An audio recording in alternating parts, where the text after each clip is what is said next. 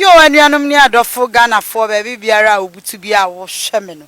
Edin ya meje so ya anti bi Mrs. Kofori ashigogo ba kope. Ziengeze na maje osu zientoto ntaba. Ali kponkpa na maje osu fufo ni nche braizia. Sabre baby amigina ene de me kanfo ama wo Amobi TV. Sa wo pesa wo hwe ni amapa no wani che wo hu wankasa wo sere chesa rewo ni Amobi TV o de bia wo bete afutu sam enoma egu Amobi TV no mesra wo enhwe baby anchim wa fidie nkonkoto baby a ahwe Amobi TV papa Amobi TV uni size Amobi TV kayiko mi Allah ashi go ba kope anti bi ba kope anti bi mini size enu nti na me kanfo se hwe Amobi TV no omunso omuni size medasio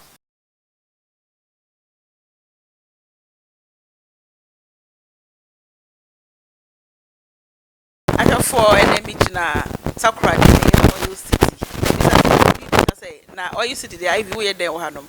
And the name Miss Doris Sarpong eba be komo. Miss Doris Sarpong ye Minnesota, the Mfantse Association of Minnesota. Omo former secretary artist or board member. Na ene adoye bi ameka say omo ko ne de. Me sure say adoye na anom guso eye. Ne de ono so de aba. Oil City hanom say takrade. Ono so akwa any donation. Ediama Methodist Health Center bia ewo hanom say iti ni wie ye no o say ba ne fie ne ye ne betwetwe nkomo kakra bi san say ono so ne botaye esi na ni so ene sen ade oye because me so muni na ye adoye na no the same vision no so kura na and so ono so apart from this no obi fufuro a obo so betum da ya abre emebru si ene woni fie ne ba betwetwe ko me twa me husima ba na me de no abrem. Hello Ghana for me pacho me recommend Amobi TV amamu the whole world America for UK for Ghana for baby Amobi I am on Amobi TV programs are one very educative. Kwa kuchiriba kuri na mekase na basin owusu ntia makantanko ni na mekase Amobi TV na ba na basin residence ya kase beso man Amobi TV emu TV na nkante no obia subscribe to Amobi TV America Germany everywhere Amobi TV oyo ja.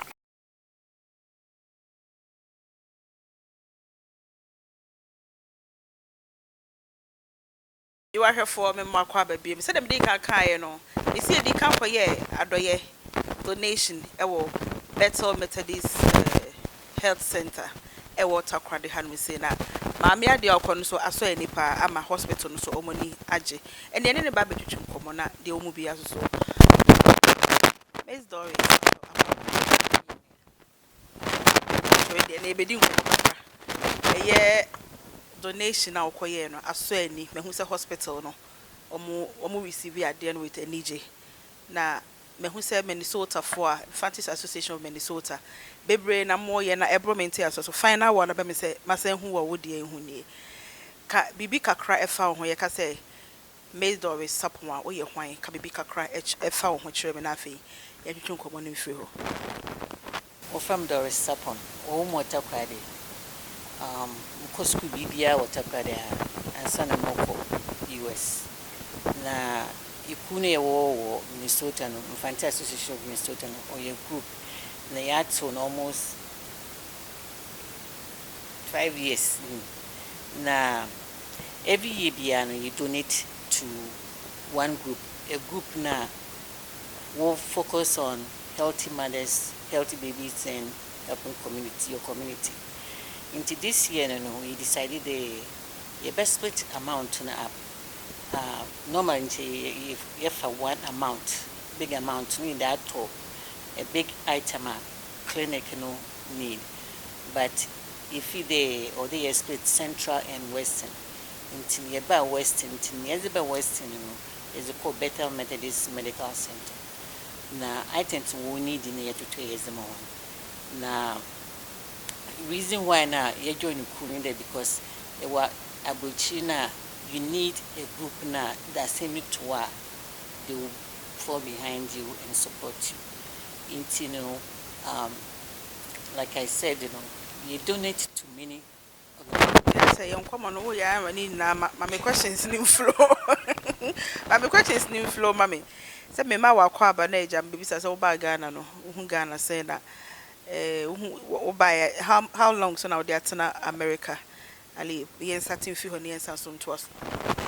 Oh, much in America more than 30 years. I said 30 the why American you? Me American, me American. In the sense me again.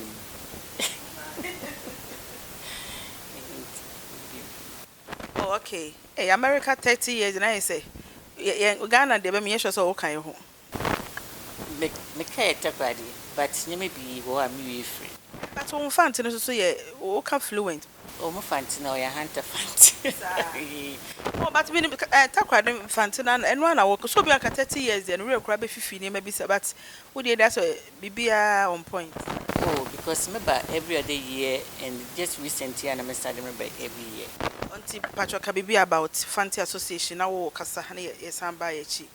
Eko no join na ye no hu ne sen challenges bi wo mu ana ete sen ka bibi kakra fa mu ko no. Oh, iku no oye iku a today iku fanti ubia woni area ofi nti ye focus for central and western region na ye form the group because he na ye tu fi ha he na ye wa bochi nti say bibi to a you need immediate group a obutum wa support nti no ye every year biano no they focus on donating funds to group will support healthy mothers, healthy babies, and healthy community.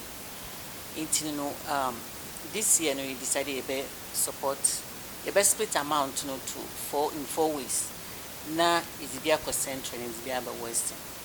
Into central, I didn't participate in the central, but western regions, in a more in a you donate items na clinic in we need because one other workers who here ne ya share me able to me at okay nti na say da bia mo ye donation na mudi kan bisa hospital no niam a omu hia enya mo pen na mo de to baby we always ask them now 2 years ago no they donate incubator for European hospital no so you go to the hospital and go and have a baby and you don't have a bed. And also some of the women, are poor. Excuse me to say that they are poor. But then, when they are ready to be discharged now, they don't have the money to pay. They detain them.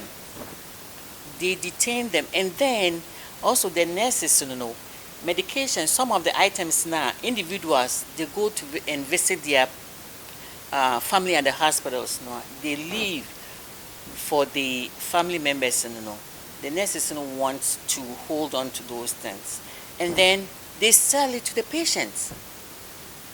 They sell the items to the patient. I mean, these just too bad. It's happening. The system, the way the system is right now. If a new baby is born today, and the baby grows up to be in the same situation. Because there's no improvement. I mean, improvement is what we need. We need improvement. We need to see that the government is doing something. They shouldn't be waiting every 4 years before they go and buy rice and oil and then, try to bribe the individual, say, vote for me.